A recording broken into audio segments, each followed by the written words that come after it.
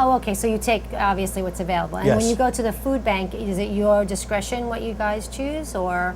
When we go up there, yes, it is yeah. our discretion. And of course, it depends on what they have as well. Okay. And their stock changes, the variety that they have. And we'll look for cans that aren't badly dented when it comes to soup and that kind of thing. Right. We'll look for cereal. Sometimes we get a lot, sometimes we get none. So it all depends on what's available to us. Now let me ask you, would you say the majority of the food in the food pantry comes from the local drives and donations, or from the government subsidized stuff?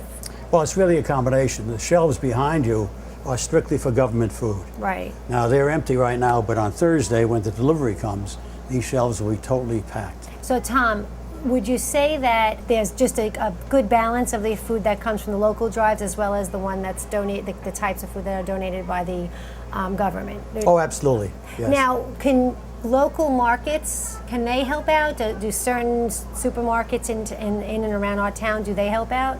Yes, there is some help from a Stop and Shop here in Westfield, also from King's. The ShopRite? And from ShopRite. Right. Yes. Now, the Stop and Shop, I know they have the program where you can win a turkey if you spend X amount of dollars by the end of, when you're leading up towards Thanksgiving. If people don't choose to take the turkeys, they can donate them here, just so you know that can be donated here. Yes. And what about the Panera? I understand they are very generous. Can you tell us about Panera is that? excellent with its bread. We pick up an awful lot of bread from Panera, particularly on Tuesday mornings, and it will last us perhaps for 2 days, so that every family gets a tremendous amount of bread for those days. And that bread, while it's perishable, it doesn't go bad in a day or 2 days or even 3, for that matter. That's right. If we have extra, we will freeze it. We are getting bagels now from a new bagel store, I don't know the name of it, here in Westfield on the south side, and we'll freeze those bagels and give them out as we need them. Well, I'd like to just put out, say kudos to those local businesses who, even in these times that are, a little tight for most of us, they're willing to share some of their profits to make better use of the food that would otherwise be thrown away. So think of that for your own household. If there's something your family just isn't eating, if you bought a type of cereal your kids don't like, providing, of course, that you haven't opened it, just put it in a bag, collect a few items, and then drop them off at Holy Trinity or one of the places that you can find out where when you call Holy Trinity, or even call the town and we'll tell you. So Tom, you have to stock the shelves, unload a lot of the food as it comes in, and do you need people to help you with that? Would you like some? Yes, we do. We have to call around on occasion for extra volunteers. Okay. That is a lot of work, and trying to get it off the truck and into the buildings here does become a problem. So we do need volunteers for that, absolutely. And how long does it take you all to unload on that day? Well, and it usually, they'll deliver it anywhere between 8 o'clock and 8:30 in the morning. Okay. And the more guys we have, the quicker we do it, obviously. It could take us an hour and a half to 2 hours. And I would imagine, knowing Bill, that it's a fun time as well, some camaraderie, and maybe you guys can go out for a cup of coffee afterwards. So it's probably a really nice way to spend the morning, Yeah, as long as Bill is buying, I'm going out.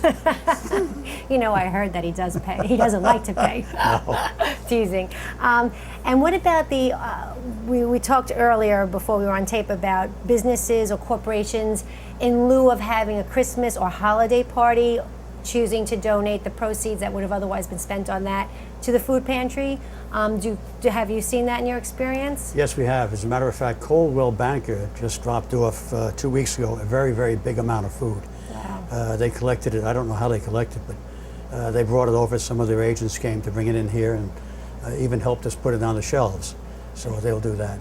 And then a tremendous number of children now with birthday parties are saying, in lieu of gifts, bring food. That's awesome. And then the people come with it, and it's wonderful. People are wonderful. They really are. No matter where you go, people are wonderful.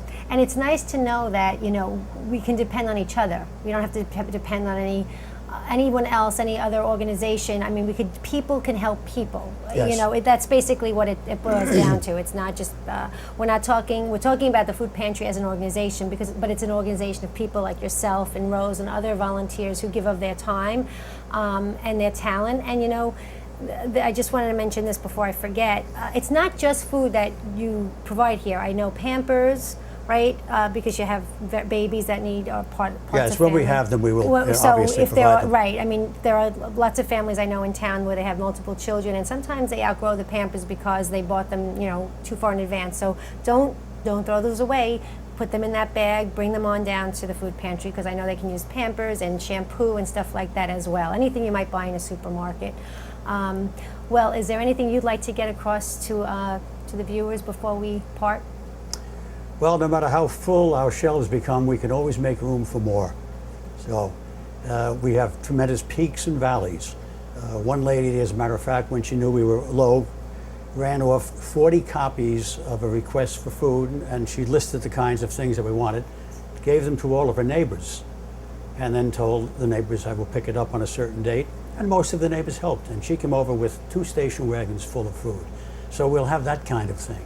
So it's just a matter of opening your heart and just thinking about the needs of other people. And I know most people really are not selfish.